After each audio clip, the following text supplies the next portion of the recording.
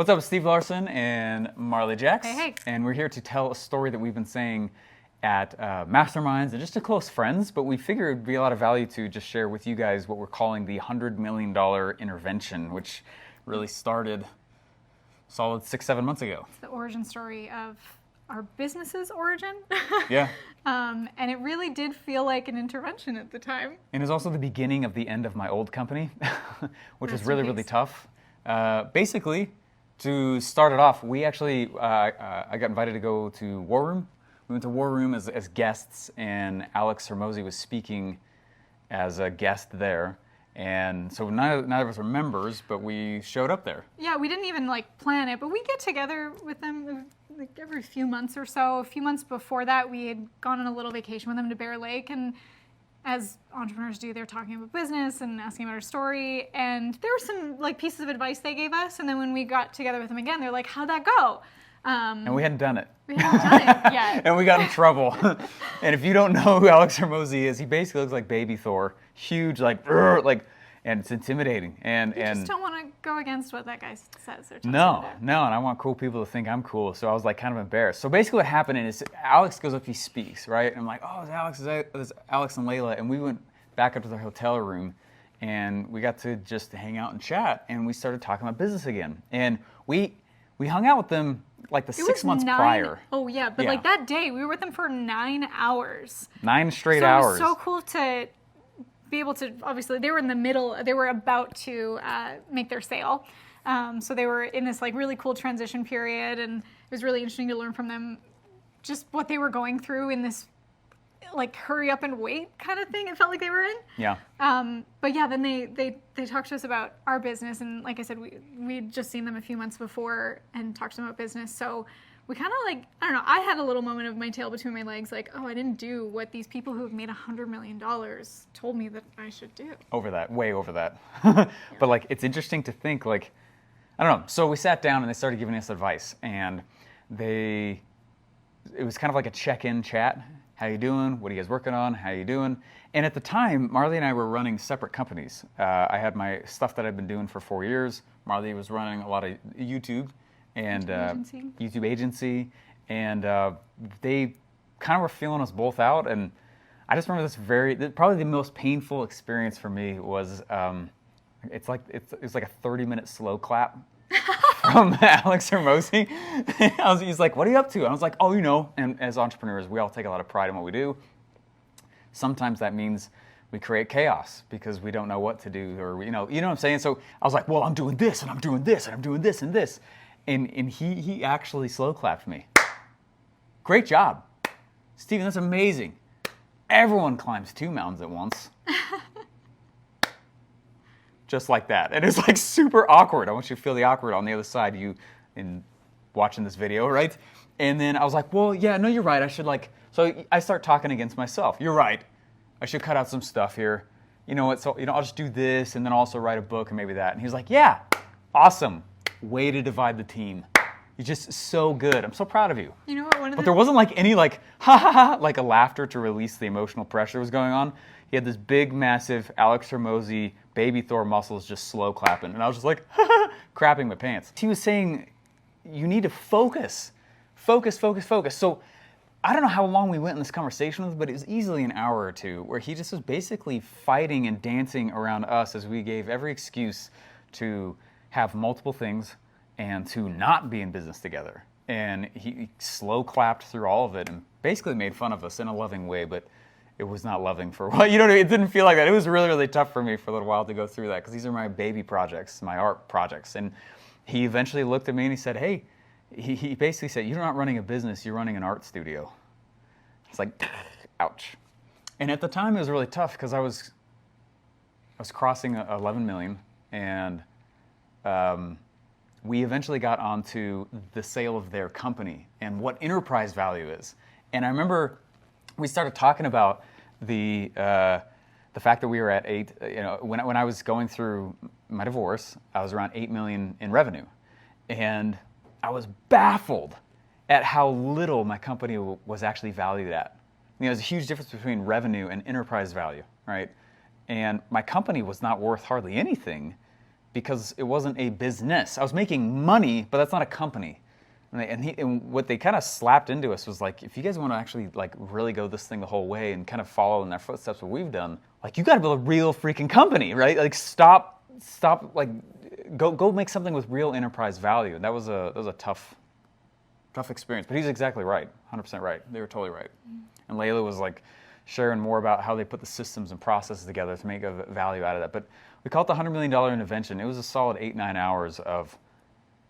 I mean, it shook me to my core. I literally had a panic attack the next morning, realizing that I had to go shut down my stuff, you know? Yeah. And then what was it like shutting down the stuff over the next few months? It's hard. It's hard to shut it all down. I have like 2 or 3 legacy products of just the things that they're just my formulas.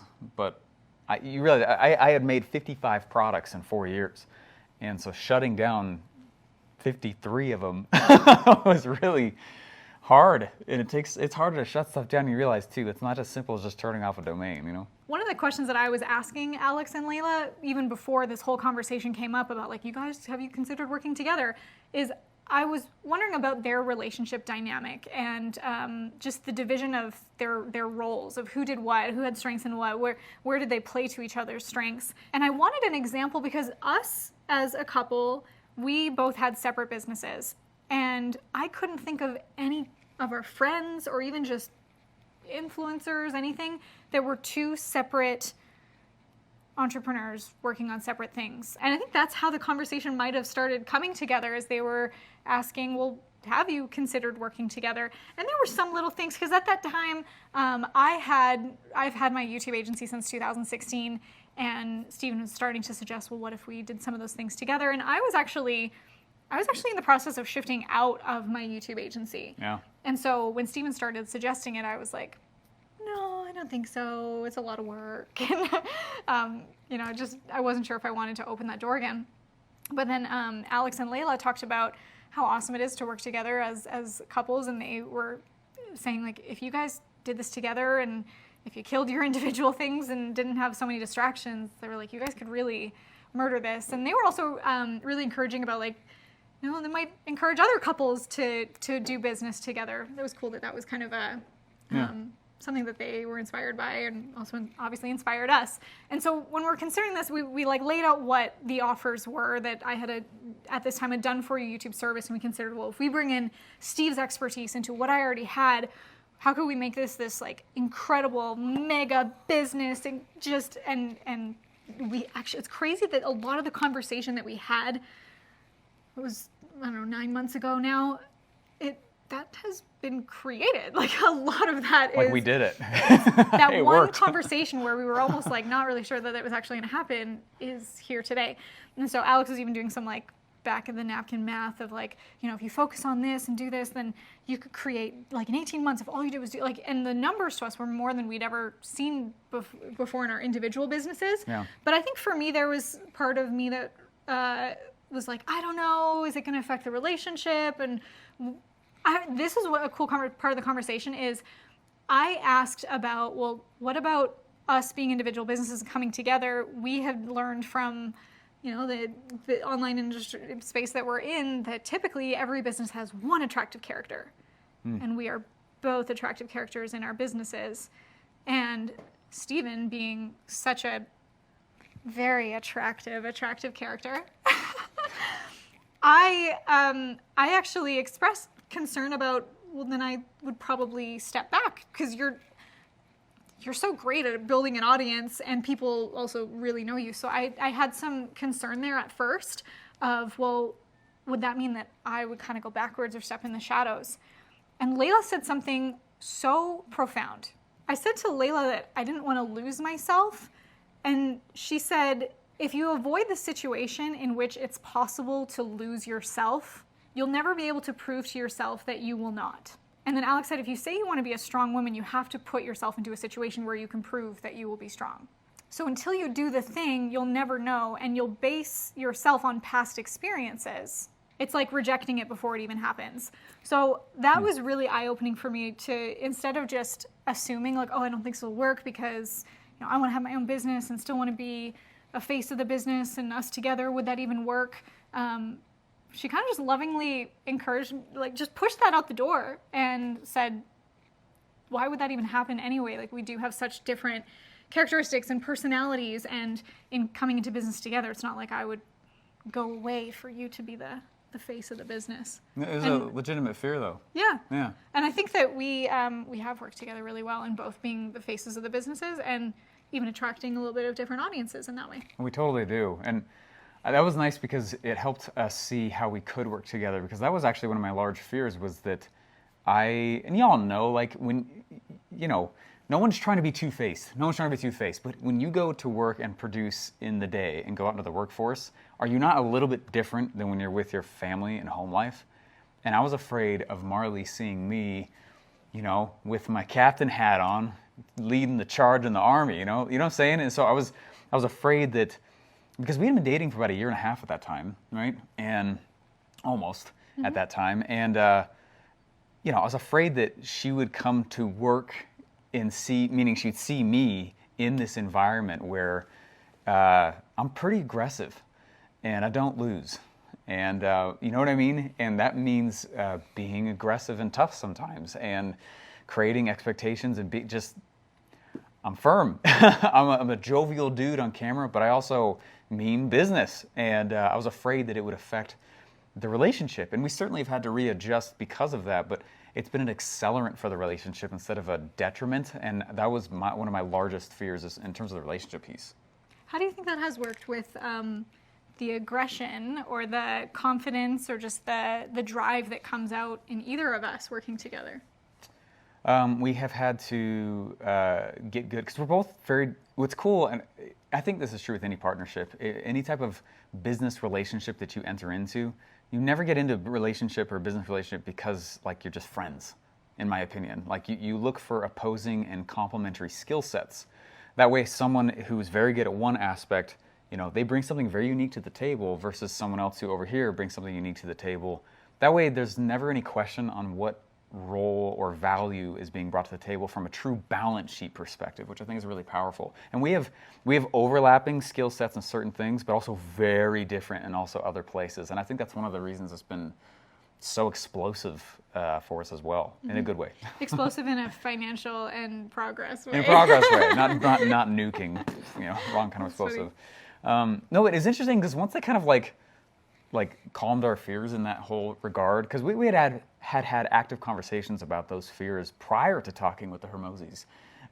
Once they kind of like calmed those down though, they spent a ton of time on the business model itself. Because I very much come from the info product world, the coaching model. It's all one-off sales. You know what I mean? Like you sell, you get the cash, and then the sale's over. And then the next month you got to find another customer, and then you got to do it again and got to do it again. So I come from the hardcore lead gen, build audience world because of that, which is a powerful skill set. But that's very different than what they were encouraging us to go do, which is to create enterprise value, something that doesn't rely on Marley and I. And even though we can be the attractive character kind of face of things, we're not the business. There's a system. There's hardcore systems throughout all of it. And it's cool when we were drawing out the value ladder with him, which he'll talk about in an upcoming book, little insider secret there, I guess. He told us some of his feelings on that. Is he's like, I don't like essential models. I like selling just one thing. And the flexibility comes in payment plans instead of just having more stuff. And it's like, instead of changing your offers, you change your prospect, you change your customer. It's not about providing more, it's about providing exactly what's needed to that customer. And then it also makes sales easier because you're just selling one thing, like one solution to that problem. Yeah, instead of tons of stuff. So we have our done for you service and our coaching. That's it. You know what I mean? And people are like, well, do you have anything cheaper? Yeah. Nope. No, and it's like, this is the strategy. It's either done for you or done with you. That's it. Yeah, that's it. And so it simplifies for the marketplace, simplifies what people know about us. Markets take time to educate. And so any brand new product you put out there, not only do you like 10x the fulfillment complexity in the back, you also are 10xing all the content you got to create to support that product, get the sales for it. And so it's been actually a simplifying, rinsing thing for the audience as well, all of you, to know like, oh, this is what Steve and Marley are doing, instead of like, I got to keep up with them all the time because they're always launching a brand new thing 24/7. That literally burns the audience out. I learned that hard. And then it was pretty cool when the conversation ended. Alex was like, well, looks too easy. Why don't we just like add some more chaos in and mess it up? Maybe if we like split the team, or if we, add another offer, maybe a software, maybe a blah, blah, blah. And maybe you could get yourself down to $100,000 a month. And you know what, if that's too much, we'll just add more in. And you know what? Why don't you just not change anything so that we can have this conversation again the next time that I see you? Because that would be a really great use of my time. He was like, I look forward to reminding you about this again. Actually, at that one, he was like, if I have to say this with you again, we're probably not going to hang out with friends anymore. He didn't say that, but it was implied. But it was basically what he was saying. It was, that was some really good pressure for us because we respect them so much. They're amazing friends. We love, getting together with them, and every time just being around them, hanging out with them as friends, and what we learn, just I feel up-leveled, and good influences. Yeah, it was really cool to see like what their standard is for being friends with someone. They have a standard for who they're going to hang out with, and it's all about growth and progression rather than just sit around and complain about a company or whatever. So that was really powerful. So he spent the rest of the time, and Alex and Leila were teaching us, look, here's what it means to create enterprise value. Here's what it means to put together something that someone could come buy from you if you ever wanted to. Not that that's the end goal, but create enterprise value, something that the market is like, ooh, that's worth something, rather than just a cash flow model, which is where a lot I come from. But when you combine a lot of the lead gen and funnel and noise-making activities that we had been both practicing on the previous several years with what we've now created, I think it's one of the reasons why it's been so explosive in the good way. So that conversation happened in, I think it was October of 2021. The next few, I had an event that I had planned for November, so just the next month, and I was like, I guess that's my last campaign, and then take the rest of the year to kind of close things off in the business and get things started in the new business. I think you also had an event and things that you were wrapping up, and it was like January 1st. We were in. We were all in on the business. We had merged our teams and restarted everything, and in the first 2 months, I can say for me personally, we made more in the revenue-wise in the first 2 months than I made in the entire 2021.